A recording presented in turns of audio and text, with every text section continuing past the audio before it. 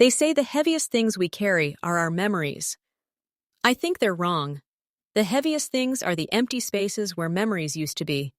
For me, that empty space appeared on a Tuesday afternoon on the top of my mahogany dresser. It was a space about 12 inches long and 8 inches wide, a perfect rectangle of dust-free wood surrounded by a faint halo of dust, marking the spot where my jewelry box had sat for 27 years. My late husband, David, made that box for me. He wasn't a professional woodworker, not by any stretch. He was an accountant, a man of numbers and spreadsheets. But on the weekends, he would retreat to our garage, and the scent of sawdust would fill the air. He'd emerge hours later, covered in a fine powder, with a quiet pride in his eyes. He made bookshelves for our son, a rocking horse when our daughter was born, and for our 10th anniversary, he made me that box. It wasn't ornate. It was made of solid cherry wood that had deepened over the years to the color of dark honey. On the lid, he had painstakingly carved a single gardenia, my favorite flower. It wasn't perfect. One of the petals was a little flatter than the others, a mistake he always pointed out, and I always pretended not to see. Inside, it was lined with a deep blue velvet, now faded and worn in the spots where my favorite pieces used to rest. My mother's pearl earrings, the simple gold locket David gave me on our first anniversary, and a collection of other small, sentimentally valuable trinkets. But the jewelry wasn't the treasure. Not the real one. The real treasure was hidden. A secret I had shared with no one but David. A secret I had guarded for the 3 years since he'd been gone. My daughter, Jessica, or Jess, as she insisted on being called, never understood my attachment to what she called old things. At 22, she was a creature of the modern world. Her life was lived on her phone, a blur of filtered photos and fleeting trends. She saw my house not as a home filled with a lifetime of memories, but as a museum of outdated furniture and useless clutter. "Mom, why do you keep all this junk?" she'd ask, gesturing vaguely at the photo albums on the shelf or the stack of my husband's old vinyl records by the stereo. "You could sell it. People are into vintage stuff now. You could make some real money." "It's not junk, Jess," I'd reply, my voice tired. "It's your father's. It's our life." "It's taking up space," she'd counter, her logic sharp and unsentimental.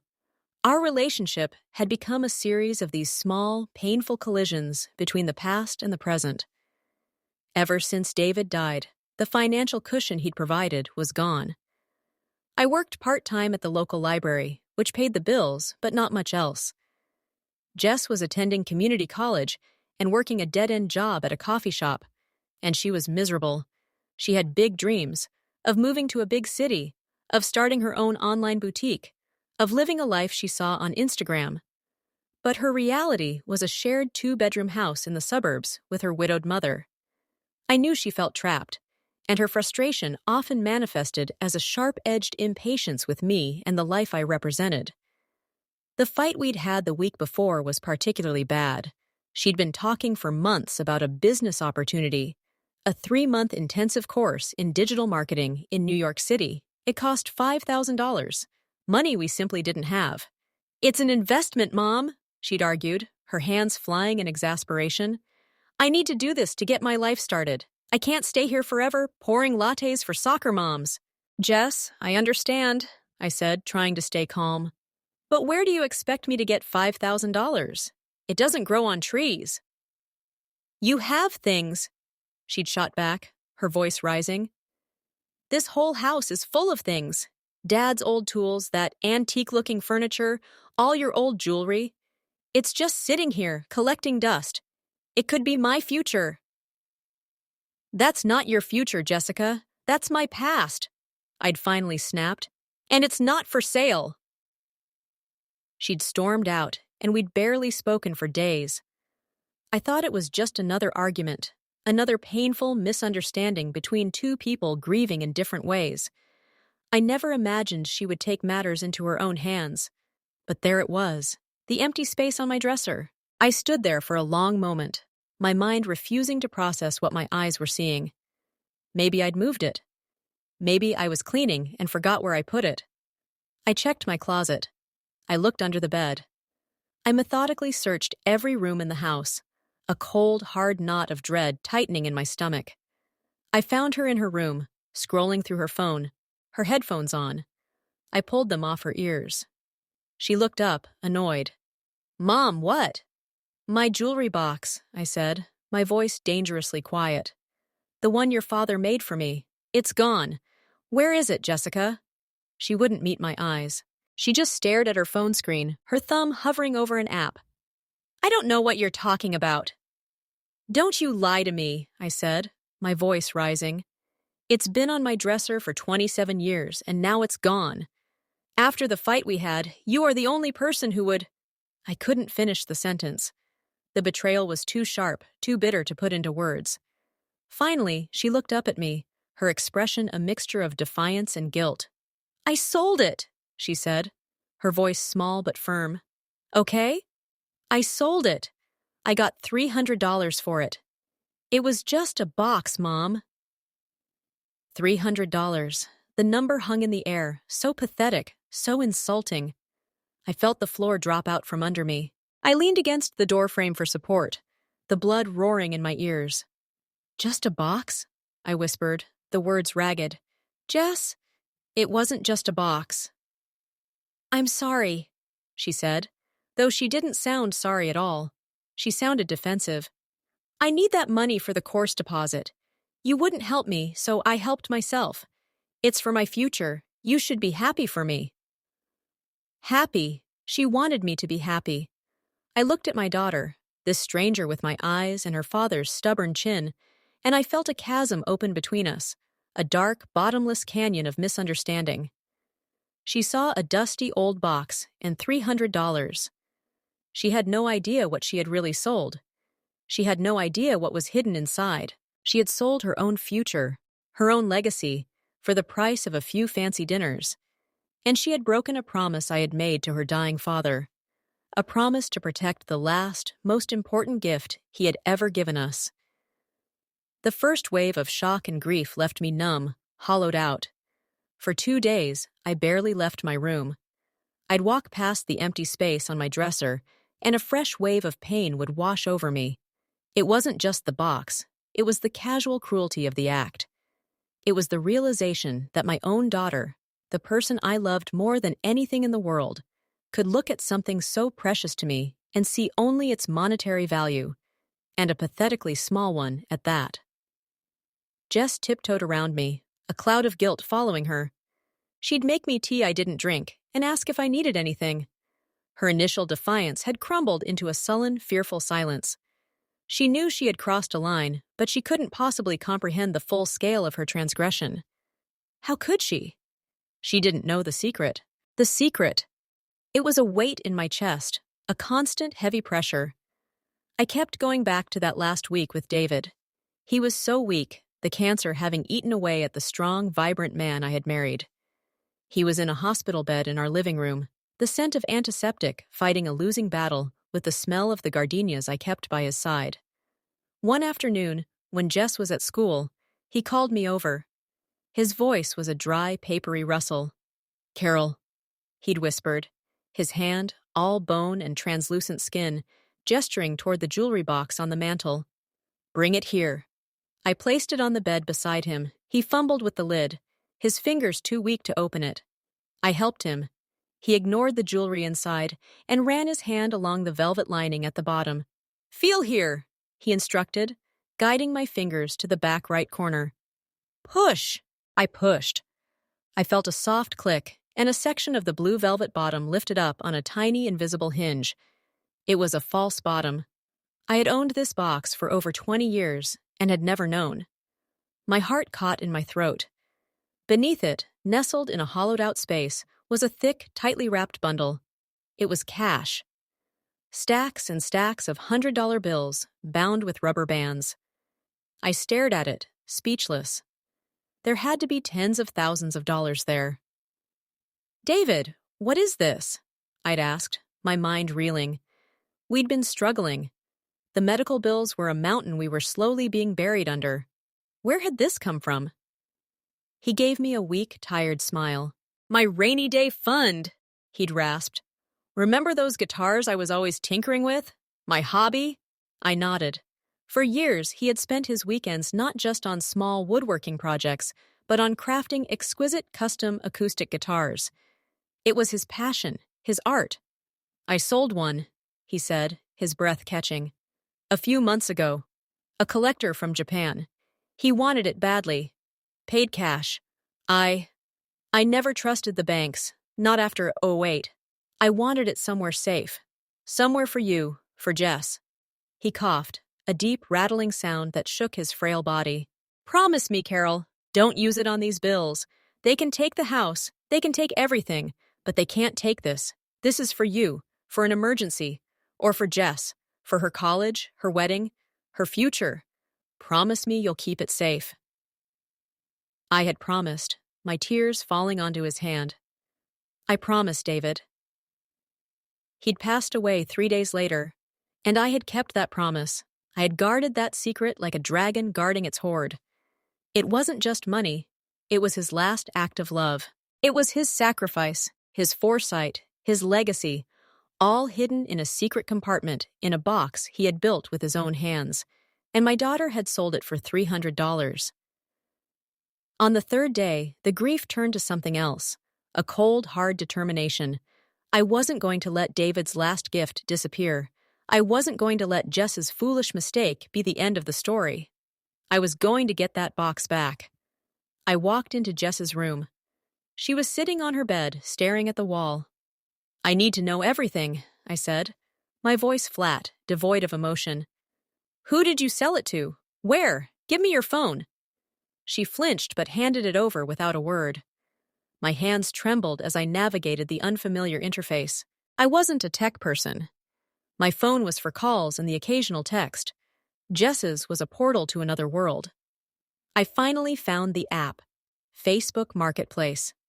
And there it was, a listing from 5 days ago. Antique-style hand-carved wooden jewelry box. My heart seized as I saw the photo. My box, sitting on Jess's messy bedspread. The description was short. Beautiful vintage box, solid wood, great condition, $300 OBO. I scrolled down. The listing was marked as Guan, sold. My breath hitched. I clicked on the buyer's profile. It was just a name, Mike B., and a generic cartoon avatar. No friends listed, no photos. It was a ghost account, likely created just for buying and selling without revealing one's identity. A dead end. Who is he? I asked, showing the phone to Jess. Did you meet him? She shook her head. No. He messaged me. He said he was a collector, and he paid through PayPal. He sent a shipping label for UPS. I just packed it up and dropped it off. Of course she did. Easy, anonymous, untraceable. The knot of dread in my stomach tightened. I looked at the shipping label details in her message history. It was addressed to a UPS store mailbox in a town called Port Roberts, about 3 hours north. A P.O. box, basically. Another dead end. This is hopeless, I whispered, sinking onto her bed. The box could be anywhere in the country by now. Anywhere in the world. David's legacy, gone. Jess started to cry. Real tears this time. Mom, I'm so sorry. I didn't know. I was so desperate to get out of here. I'm so sorry. Her apology barely registered. I was lost in a fog of despair. For the rest of the day, I called every pawnshop and antique store within a 100-mile radius, my voice cracking as I described the box, the carved gardenia, the slightly flat petal. No one had seen it. It was like screaming into the void. That evening, I was sitting on the porch, staring into the darkness, when my neighbor Ben came over.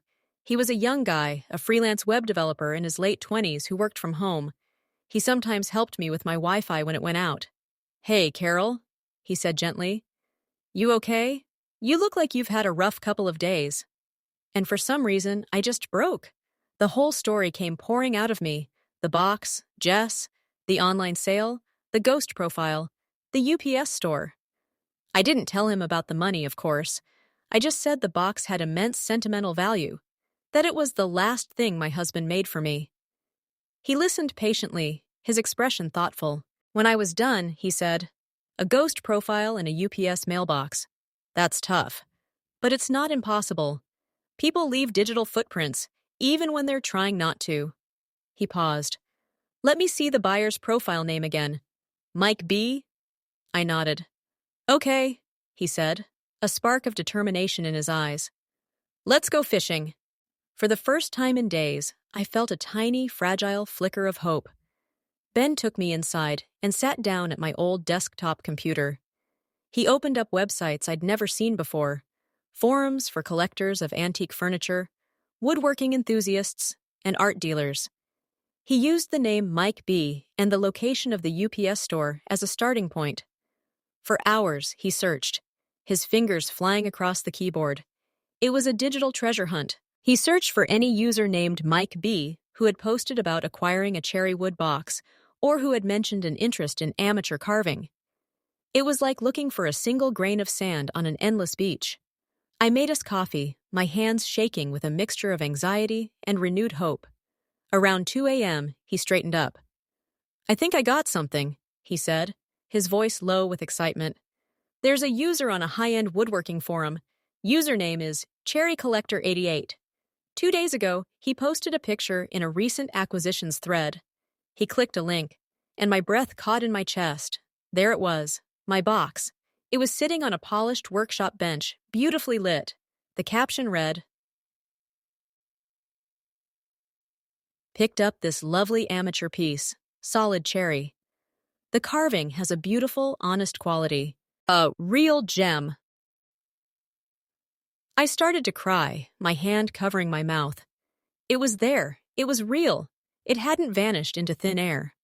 "Okay, so who is he?" I asked, my voice choked with emotion.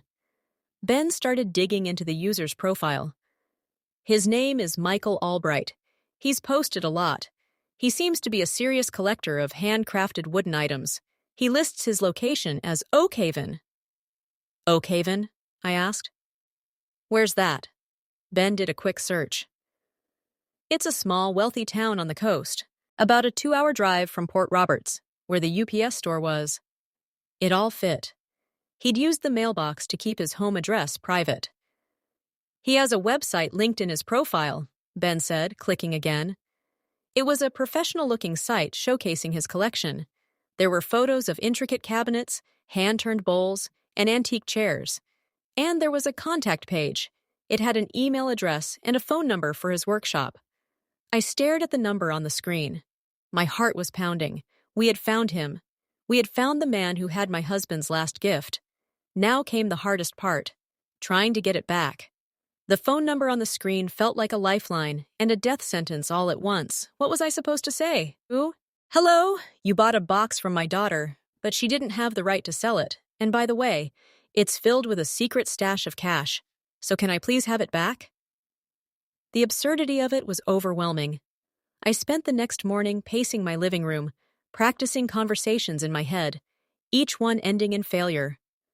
I imagined a gruff, dismissive man on the other end of the line, laughing at me before hanging up. I imagined him being suspicious, thinking I was some kind of con artist trying to scam him. He had bought the box legally. He had no obligation to me. Jess watched me, her face pale with anxiety. "What are you going to do, Mom?" "I don't know," I admitted, my voice strained. "Calling him seems wrong. It's too easy for him to just say no and block my number. Then we'd have nothing." I looked at the picture of the box on the computer screen again. It was sitting in his workshop. He was proud of it. He appreciated the craftsmanship, the honest quality of the carving, as he'd put it. David would have liked that. This man, Michael Albright, wasn't a faceless monster. He was a person who understood the value of something made by hand. Maybe, just maybe, he would understand my story. But I couldn't tell him that story over the phone. He had to see my face. He had to see that my grief was real. "I have to go there," I said, the decision solidifying in my mind. "I have to go to Oakhaven and talk to him in person." Jess's eyes widened. "Go there? Just show up at his house?" It's the only way, I said, a new, steely resolve settling over me. It's the only chance we have. I called Ben and told him my plan. He was quiet for a moment. That's a bold move, Carol. Are you sure? What if he gets angry? What if he calls the cops? What other choice do I have? I asked, my voice pleading. Ben, it's more important than I can say. He must have heard the desperation in my voice. Okay, he said. But you're not going alone. That town is 2 hours away. I'll drive you. I tried to protest, but he was insistent. You helped me set up my router when I first moved in, he said with a small laugh. I owe you one. Besides, this is the most exciting thing that's happened to me all year. The next morning, I was sitting in the passenger seat of Ben's surprisingly clean sedan, a thermos of coffee clutched in my hands. Jess had wanted to come, but I had said no, my voice firm. This was my pilgrimage. This was my responsibility, my promise to David to fulfill. Her role in this was over for now. As we pulled out of the driveway, I saw her watching from the window, her face a small, white blur of regret. The drive to Oakhaven was a journey through my own past. As the suburban sprawl gave way to rolling green hills and then the misty gray coastline, my mind drifted back to David.